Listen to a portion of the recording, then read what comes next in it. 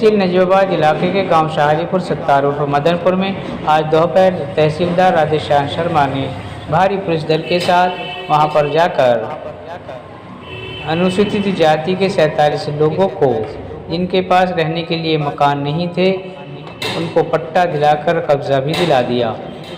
ये लोग विजय कुमार, अशोक कुमार, पवन सिंह, कालीराम, सत्यपाल सिंह, शेर सिंह, पुखराज, देवेंद्र सिंह, नागेंद्र सिंह, नवबहार सिंह, कमल सिंह, आकाश, भूपेंद्र सिंह, रामर्थी आदि ग्रामीणों को पट्टे दे मिले।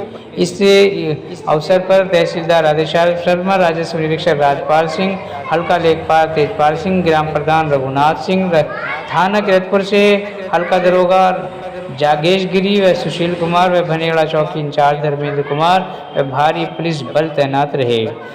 HM जफरुद्दीन, नगीना, जिला बिजनौर, मंडल मुरादाबाद से।